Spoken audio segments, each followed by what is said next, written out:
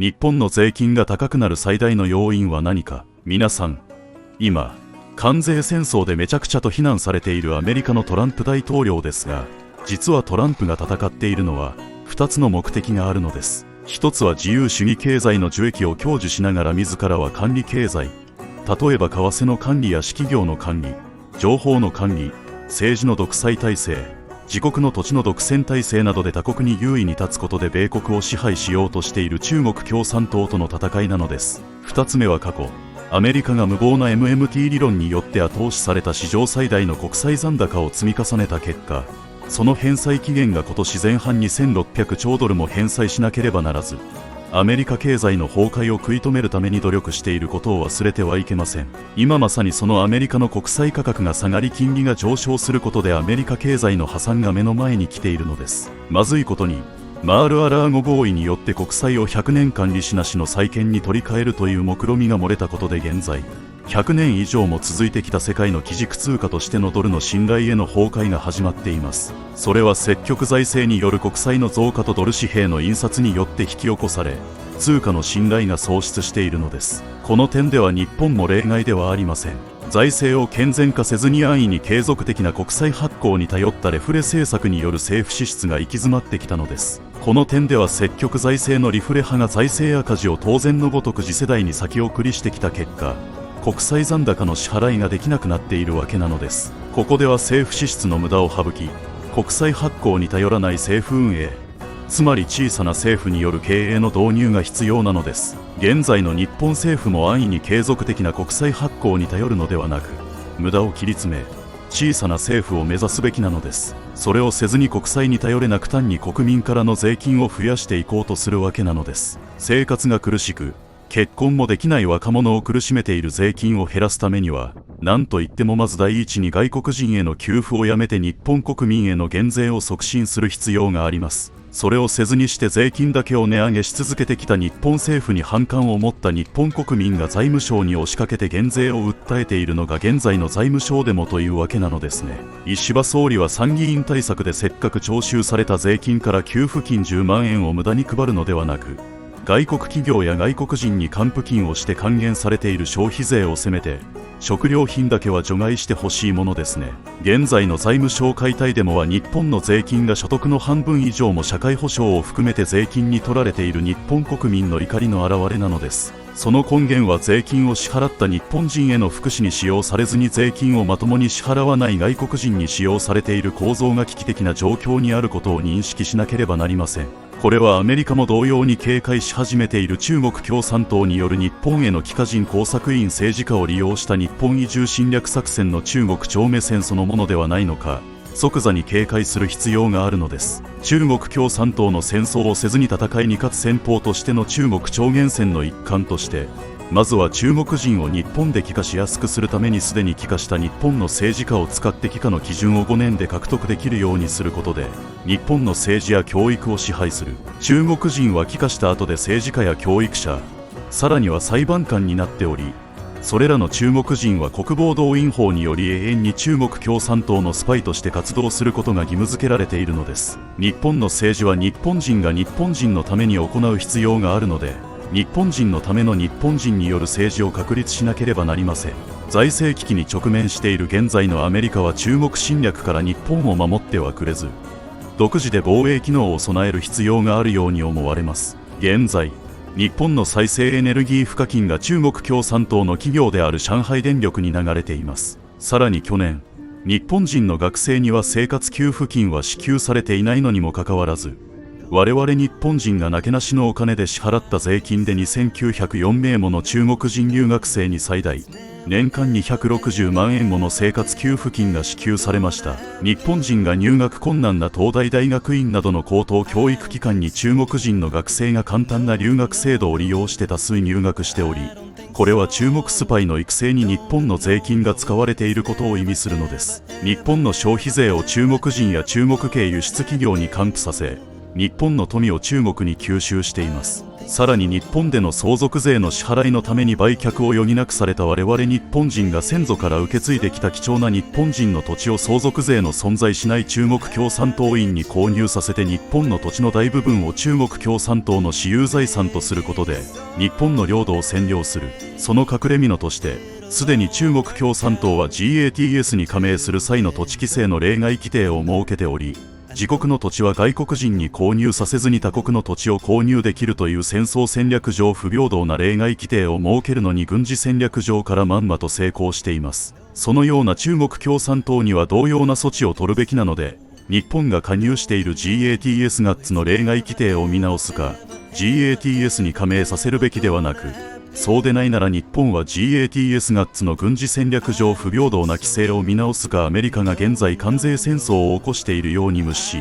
現在中国も日本も同様に加盟している外国人土地規制が認められている RCEP の条約によって自国の土地を売らない国とは相互主義の原則や防衛という目的で外国人の購入に対しては土地規制を設けるべきなのです。諸外国では土地規制にとどまらずマンションの購入にまで2割までと制限しているのが普通なのです。そこでは RCEP、RCEP 条約によってすでに世界中で数多くの国々が外国人土地規制を導入しているわけなのです。自国の土地については外国人が買えず、購入可能なのはマンションのみの購入が許可されている国が普通なので、すでに買われてしまった日本の土地だけはマンションを除いて国防上の理由で10年間の猶予を設けて日本人に売却する義務を有する法律を設けると良いのです。売却しなければ10年後は日本政府が没収するものとするわけである。それと並行して現在、中国共産党は国連に賄賂や献金を配って後押しされた夫婦別姓で日本の戸籍制度を崩壊させようと試みているのです。そのことによって日本でのビザ緩和と永住権を中国人に取得させるか、あるいは日本人に帰化させやすくすることで、国防動員法で帰化後も常に中国共産党に忠誠を誓わされ、行動を指令される中国人老人や中国人留学生を数多く日本に移住または移民させることにまんまと成功しています。または公正な選挙を通して媚び中よりの政治家を育成したり、日本の政治家を買収やハニートラップにかけることで日本の岩屋外相のような日本を代表とする政治家や教育者、裁判官という日本のリーダーに育て上げることによって日本全体を中国共産党が中国に有利な制度づくりをして戦争をせずに日本国民を支配するという大きな目的があるのです。特に中国からはアメリカでは禁止されている家族再統合、チェーンイミグレーションで移民した中国人が自分の親族の両親、特に中国老人を呼び寄せ日本の後期高齢者医療保険を利用して日本政府から補助の出ている老人ホームで介護するようになっているのです。言うまでもなくこのような中国老人は収入がないことから一度も日本の税金や保険料を支払わないで日本国民の血税で成り立っている日本の健康保険にただ乗りできているのです。中国移住者や帰化人には年取った両親は一度も日本の健康保険や税金を支払っていないことで後期高齢者医療保険をただ乗りするような呼び寄せを禁止する必要があります。もともと中国人はいつまでも中国に納税しており、日本に移住後も中国の所得は永遠に中国共産党に納税義務があるのです。今こそ日本国民はこのことを肝に銘じて、現在の日本の税金を高くさせている中国長期利戦という現在密かに進行している現実に注視して、我々日本人の子供たちのための未来を中国共産党から守ってあげるために強く声を上げなければならないのです。そこで即座に岩屋が今回与えた65歳以上の中国老人への後期高齢者医療費ただ乗りビザ緩和は即座に撤回させるべきなのです。驚くべきことに、現在でもわずか500万円の少額投資のみで経営投資ビザ、あるいは500万円さえもいらないもっと条件の緩い抜け穴的投資家ビザなる永住権に近い不可思議な特権が中国人に与えられている。しかも5年後は日本に帰化できてしまうのです。本来の投資家ビザなどというものは通常、億単位の投資家に与えられるべきものであるにもかかわらず、ビザ緩和と社会保険制度の抜け穴になっているのである。さらに今回また新たな中国への10年ビザ供与と65歳以上の中国老人への日本の後期高齢者健康保険ただ乗り医療ビザの新設なのである。これほど我々日本人から徴収された血税を中国人に使われるようにする岩屋のような日本の政治家は中国共産党からパーティー券購入などの政治献金やハニートラップなどによって取り込まれているのではないのでしょうか。この種の日本での納税もまともにしないで中国本土に納税している中国人優遇をなくし、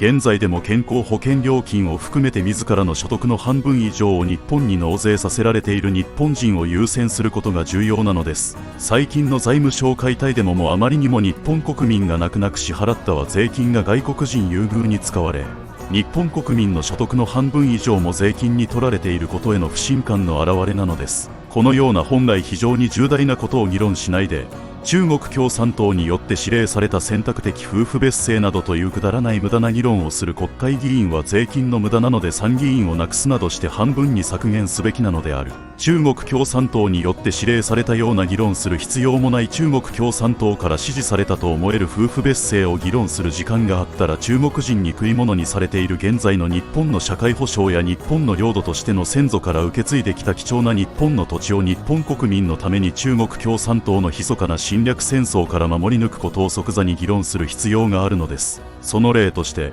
とうとう今回岩屋が中国と約束した65歳中国人老人ビザ緩和が本格的に特定活動国時35号として実施されてきました。これは非常に問題で日本の健康保険をただ乗り破壊する恐ろしいビザ緩和なのです。私は必死に日本全国の皆様が早急に立ち上がってくれることを願って訴え続けているのです。我々は将来の日本の子供たちに中国の健康保険ただ乗りから日本の健康保険を守ってあげなければなりません。特に今回岩屋が与えた65歳中国人老人は1年間滞在可能で更新ができ放題のビザとなっているので、現地での所得が評価できないことから日本の健康保険にただ乗り同然で加入できることになっているのです。岩屋は健康保険には入れないと説明しているが、実際には在留カードを付与した健康保険に65歳以上の中国老人が加入できることが判明しました。外国人には相互対等の関係から自費で民間の健康保険に加入を義務付ける必要があるのです。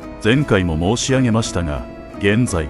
私は今タイランドパタヤでプチ移住日移住生活をしております。その理由は日本の健康保険や税金の支払いが高くなりタイパタヤに逃げてプチ移住してきたのです。日本の健康保険の支払いが高くなっている原因が外国人への無駄な保証が原因ではないのかと思いこのコンテンツを作成いたしました。タイパタヤの私の部屋の映像をご覧になりながらお聞きになってください。なぜ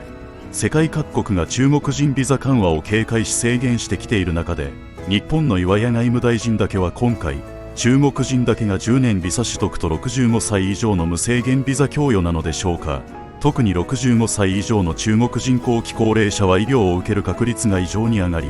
大量に押しかけてきて日本の誇る国民皆保険制度が崩壊するのです。岩屋は日本国民の怒りにびっくりして10年ビザや65歳以上の中国人老人は日本の健康保険には入れないとごまかして弁解しているが、制度上どこにも健康保険に入れないとは規定されてはおらず、実際には代理申請や滞在延長をすると現場の役所職員は65歳以上で90日間滞在した中国人老人の日本の健康保険への加入を断ることができないことになっており、日本国民の皆様は岩屋にごまかされないようにしてください。健康保険の加入条件が3ヶ月というのは現地の保険料金の算定が1年間遅れてくるので加入条件を1年とすべきなのであり、現地の所得評価も加味できるようにしなければならない。それらもなしで無条件で与えた65歳以上の中国老人ビザ緩和については岩屋は中国共産党から過去のハニートラップの弱みで要求されたビザだったのではないのでしょうか。というのも、なぜ全世界共通のビザ緩和なのではなく65歳の中国人のみの1年間ビザ緩和というのは極めて不可解なビザなのです。日本の健康保険料金は前年度の所得で計算されているのだが、外国人の場合には3ヶ月滞在のみで外国での所得が評価されていないので無料となり、ただ乗りで生活保護の申請も可能となっています。その点では過去多数の悪用された事例が報告されているのです。私が最近確認した情報によると、特に今回岩屋が与えた65歳中国人老人は1年間滞在可能で更新ができ放題のビザとなっている。これは岩屋が与えた中国共産党員向けの健康保険ただ乗りビザではないのでしょうか。つまりこのビザでは日本の健康保険にただ乗り同然で加入できることになっているのです。これは日本国民にとっては大変な非常事態なのであり、将来の日本の誇る健康保険の破壊につながってくるのです。今こそ我々日本国民はこれを絶対に阻止すべく声を大にして立ち上がる時である。現在でも日本に中国人だけの老人ホームが増えてきている中で、さらに岩屋は65歳以上の中国老人のビザ緩和を行い、日本の医療制度を悪用させて日本全国を中国のおバステさんにするつもりなのでしょうか。そのせいで現在の高額療養費も増えて値上げされるらしいのです。現行の日本の健康保険料金を値上げする前に、この種の中国人への無用な支出を即刻廃止や是正をすべきなのです。これは日本人差別と言っても過言ではありません。これは日本の誇る健康保険の存続の危機なのです。岩屋外相の引責辞任を強く求めますという SMS は実際には30万人の署名があったらしいのですが、なぜか3万人と発表されているらしいのです。これは岩屋が中国と確約してきた言論統制の一環なのでしょうか。中国人に支援をする日本人差別はやめてもらいたいものですね。中国人から我々日本人の子供たちから社会保障を守ってあげねばなりません。すでに現在、岩屋を含めて日本の政治家は日本国民への奉仕精神を失い、中国人帰化人や岩屋のように中国から賄賂やパーティー券に影響を受けた政治家に支配されており、将来の日本は中国共産党に支配される非常に危険な状態にあると言わねばならないのです。今の選択的夫婦別姓も中国が国連に賄賂を配って日本の国籍を破壊してスパイを日本に侵攻させる中国の長期利戦の一環なのではないのでしょうか。日本の政治は日本人による日本人のための国益重視、トランプの主張するような日本第一主義でなければならないのです。日本の税金は日本人にのみ使用されるべきで、中国人に悪用されてはいけないのです。今こそ全国民が立ち上がり、将来の日本の子供たちのために、中国人による中国共産党のための日本政治への関与や統制を防ぐ必要があるのです。日本もアメリカトランプ大統領のように日本国民一人一人が尊敬しうる日本の総理を選出できているのでしょうか。イーロン・マスクが政府効率化を目指すアメリカ第一主義による既得権益や天下りなどの打破が日本でも可能なのでしょうか。今こそアメリカ大統領のように日本の国民一人一人自ら日本人の大統領を直接選べるような大統領制を日本国民が選挙で主張することで導入すべきなのです。ここでトランプ大統領の言葉を借りるならば、今こそ日本国民に税金をかけるのではなく、外国人に優遇されている消費税を含めた免税制度などを含めた税金特権を排除することによって日本国民を幸福にするのです。日本国民から徴収された多様な税金を使う多様な生活補助金は日本人にのみ使用されるべきなのです。それこ自国の政治家や公務員には外国生まれの帰化人は制限数あるべきなのが世界の常識なので、一刻も早く日本も帰化人による日本の政治への関与を法律で制限規定を設けなければなりません。今回岩屋は中国のように日本も言論統制を約束してきているようだが、逆になぜ日本は民主主義国家として毅然とした態度で中国に日本のように自由に発言を許可するよう勧告しなかったのでしょうか。日本政府は中国とは今回の大幅で不平等な言論規制やビザ緩和などではなく、ロシア、中国、北朝鮮以外の世界中の多くの国々が自由な発言を促進しつつ中国への渡航危険勧告を出しているように、今回のビザ緩和などではなく、逆に中国渡航への危険情報最高レベル4の渡航危険勧告を出すべきなのであったのです。今の日本政府を代表する岩屋外相は日本国民の身の安全を優先するよりも中国共産党との協調や意見を尊重するらしいのです。また、なぜ中国人は生活保護を日本でもらえているのでしょうか。日本の憲法に日本人にのみ支給すると規定されているように、中国人は生まれ育った中国で生活保護をもらうべきなのではないのでしょうか。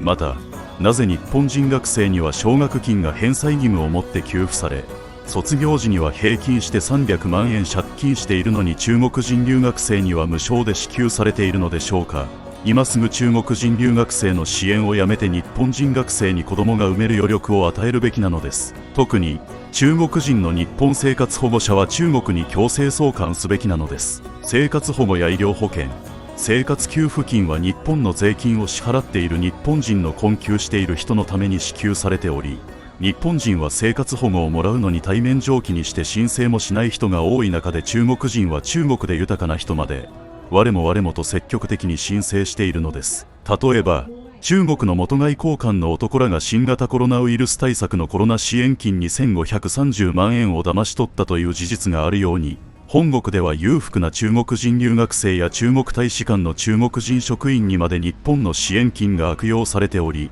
中国での所得や資産が評価できずに給付されているのが現実なのです。特に所得評価は1年後になることから来日3ヶ月では無所得となり生活保護が申請でき受給できることになっているのです。1年後も中国での所得を評価しても納税は中国になるので1年後も日本での税金評価は日本での所得のみとなるのです。つまりほとんどの中国人が中国での資産や所得を日本では評価できていないことから日本では無所得と評価されているのです。中国人はいつまでも中国での所得は中国本国に納税しており、日本に移住後も中国の所得は永遠に中国共産党に納税義務があるのです。そのせいで来日して即刻日本の生活保護を申請するケースが後を絶たなくなくなっていることから、それに比例して年々日本人が支払う税金も高くなってくるわけなのです。それゆえに外国人に日本人が汗水働いて支払った税金で支払われる生活給付金や医療保険は支給すべきではありません。人道上の理由と弁明するのであれば、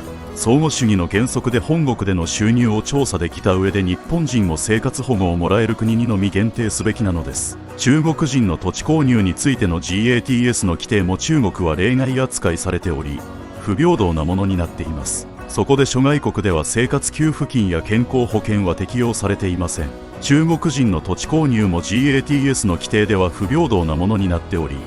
RCEP 条約ではその GATS の不平等な規定を見直し、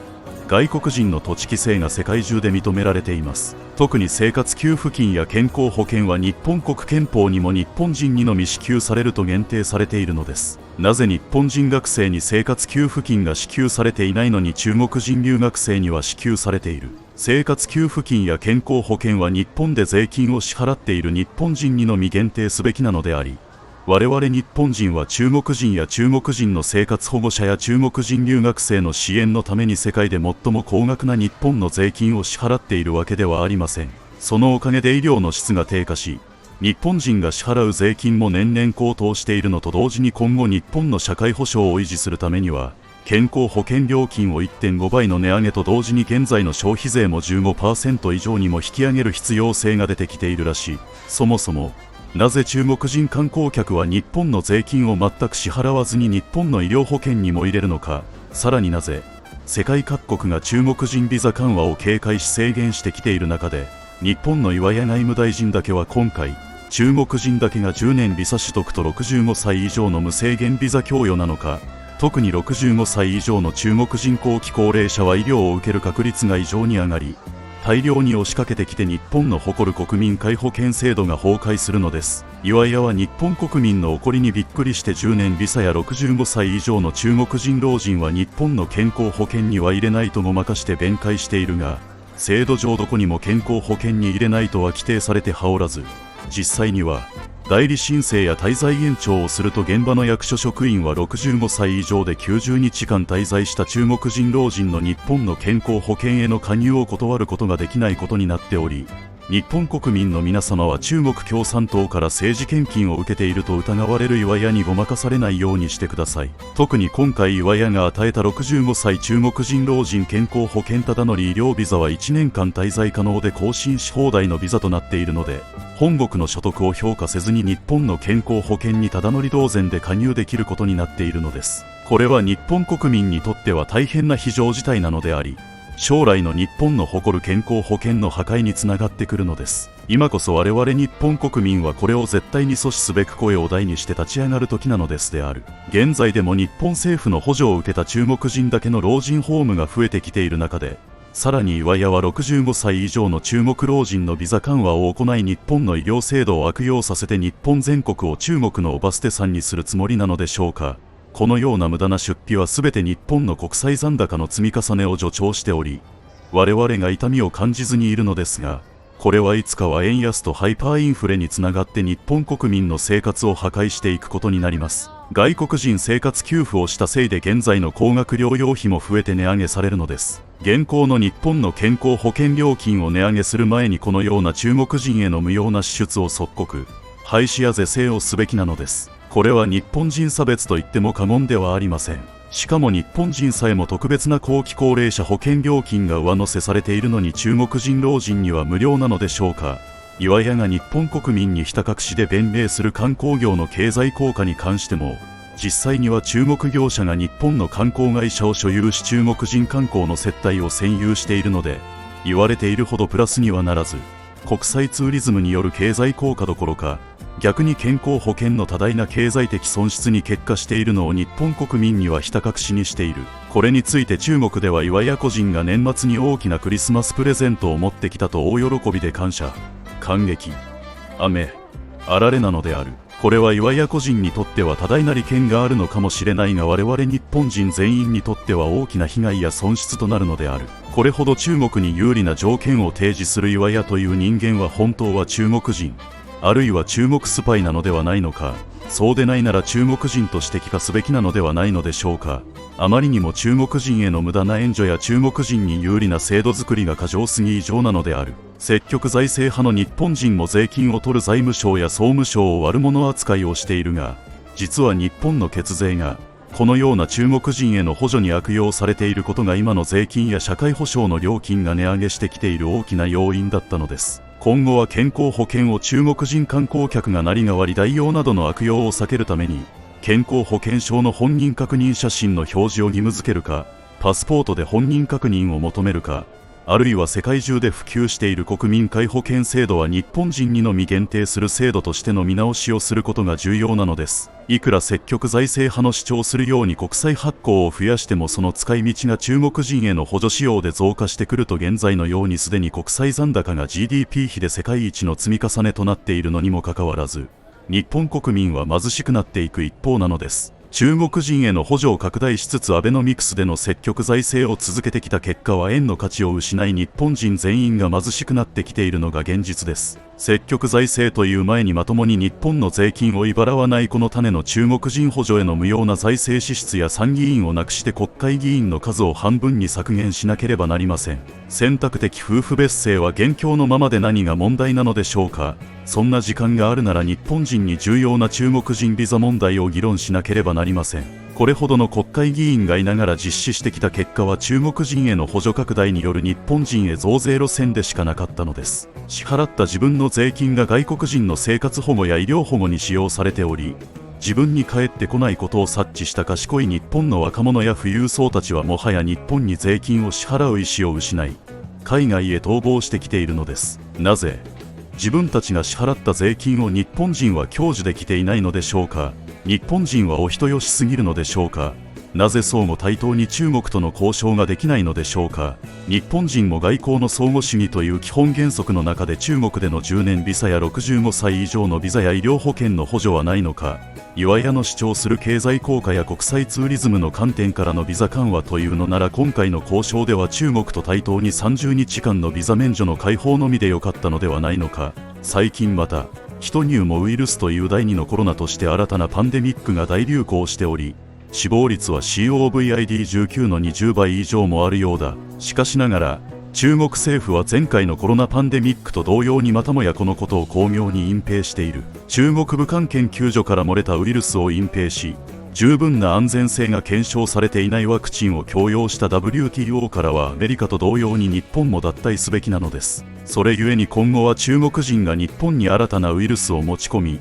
侵入してくるのを早急に止めねばならないのです。この新たなパンデミックを理由にして即座に今回の中国へのビザ緩和を早急に廃止すべきなのである。岩屋は中国から新たなパンデミックを持ち込ませて日本の医療保険を使って中国での所得を加味しないで日本の税金を支払わない中国人に無料で治療させる気なのでしょうか。10年ビザの中国人は日本で今回認められた90日間の滞在、つまり3ヶ月滞在すると中国での所得を無視して日本の税金を支払わなくとも日本の高額な医療保険に加入できるという日本人にとって不利で中国に有利な不平等でおかしな制度になっているのです。さらに特定技能者を含めて留学生などの長期滞在者については、健康に重大な問題があっても事前の診断もせずにわずか1ヶ月の滞在のみで日本の健康保険に加入できている恐ろしい制度になっているのです。驚くことに出産手当も日本の税金を逃れた中国人にも支給されているのです。少子化対策のためというのなら日本人のみに出産や育児手当などの福祉は限定すべきなので、日本の税金を支払わない外国人には自費で民間の健康保険に加入させるべきなのです。日本の憲法でも日本人が健康保険を含めた社会保障を受けられると規定されている。人道上の理由というなら相互主義で日本人も同様に他国で社会保障が受けられる国に限定すべきなのである。なぜお人よしの日本人は外国人にまで健康保険を適用するのでしょうか。在日中国人が日本の健康保険を使って入手した高額な薬が中国で販売されているのです。さらに在日外国人給付金も中国人に支払われているのです。これは我々日本人が中国へ行くと自費で健康保険や社会保障に加入するのと同じことで、外交の基本原則である相互主義として民間の保険を利用させるのは至極当然なことなのです。我々日本人は日本の税金を支払わない中国人のために世界一の高額な社会保険や税金を支払っているわけではありません。近い将来、日本の健康保険の値上げが決定されるようですが、その前に我々日本国民はこのような中国人の日本の健康保険ただ乗り制度の即時撤回と廃止を日本政府に即座に要求しなければならないのです。中国で発生したコロナ治療の時も日本の税金を支払わない中国人にも無料で治療させてきたのではないのでしょうか。それを私のチャンネルで問題にしたら人情がない人でなし呼ばわりされたのです。しかしながら過去の外国人のコロナ治療を自費にしなかったせいで現在の日本国債の残高を過剰に積み上げてきたのです。これ以上我々日本国民は日本の税金を支払わない中国人のために年々値上がりしてきている高額な社会保険や所得税の支払い、さらに過剰に行き過ぎた国債残高の積み上げによる円安不況には耐えきれません。積極財政派の日本人も減税を国債発行で賄う前に、まずこのような中国人への無駄な支出を排除しなければ、さらなる国債発行の増大により円通貨の価値が減少して日本国民全体の資産がなくなり貧しくなっていくことを認識しなければならないのです。それゆえに日本の医療保険は日本での税金を中国での所得を加味して1年後に支払った後で加入させるべきか、あるいは外交の相互主義の原則からは至極当然のごとく外国人には別途自費で民間の健康保険に加入させるべきなのです。日本人の税金は税金を支払わない中国人に使用するのではなく、なぜ日本人にのみの使用に限定しないのでしょうか。最近の財務省解体デモでも理解できるように増税で苦しむ日本の若者は結婚できないで子供も育てられない状況であるにもかかわらず、なぜ中国人にはこのような我々の税金の使われ方がなされているのでしょうか。全くこれほどまでに日本の政治は中国共産党に支配されているというのは驚くべきことなのです。このように日本人は中国人のために高額な医療保険やそれ以外の高額な税金を支払い割らされているのではないのでしょうか。石破総理は即座にこの中国への10年老人医療ただ乗りビザ緩和を日本国民のために撤回しなければならないのです。石破総理の自民党は今回のビザ緩和は岩屋外相の独断であるとガス抜きをしているようだが、岩屋を選んだ責任は石破総理や自民党全員の責任であるので、直ちに中国10年ビザ3ヶ月滞在供与の条件を撤回させる責任が自民党の全党員一人一人にはあるのです。中国の国家安全法や国家情報法、国防動員法などにより日本に滞在している中国人は中国共産党に対して台湾侵攻などの戦争時には中国軍の戦兵隊やスパイ工作員として忠誠を尽くすことが義務付けられているので、中国人観光客や中国人長期滞在者などを含めてたとえ日本国籍を取得した帰化人であっても親族が中国に人質に取られていることからスパイ活動やテロ活動を余儀なくされてくるわけなので、アメリカがそうであるように中国のスパイ工作員や戦兵隊となりうる中国籍帰化人を日本の政治家や公務員などを法律上日本のリーダーにするのを制限しなければいけません。中国、北朝鮮、ロシアなどの独裁国家とは彼らが民主主義国家と生まれ変わるまで日本が中国共産党との経済協力や日中友好などといって仲良くする必要などは全くないのです。アメリカが独裁政権の中国共産党を敵視しているトランプ大統領との協議をする前に現在の中国共産党との日中親善や協調などは全くの無駄で悪用されるだけなのです。むしろ中国共産党にはアメリカと共同で経済包囲網を確立し孤立させて民主国家への変身を促させる必要が日本政府にはあるのです。彼らは自国が経済発展して武力をつけると現在のロシアがウクライナで武力侵攻しているように自国の領土拡大を狙って日中経済協力で培った軍事力を使って日本を支配してくるのは明らかなのです。今や尖閣や台湾も危険な状態なので、お人よしすぎる日本政府はこのことを肝に銘じると同時に、自分たちの生活が苦しい中で支払った血税が日本で税金をまともに支払っていない外国人に使われていることに一刻も早く気がつくべきなのです。これは日本国民に奉仕精神を持ち、日本を第一に考える政治家を選ぶことができていない選挙構造になっているからにたなりません。それではまた次回にお会いいたしましょう。このことをぜひ日本国民に拡散をお願いいたします。さようなら。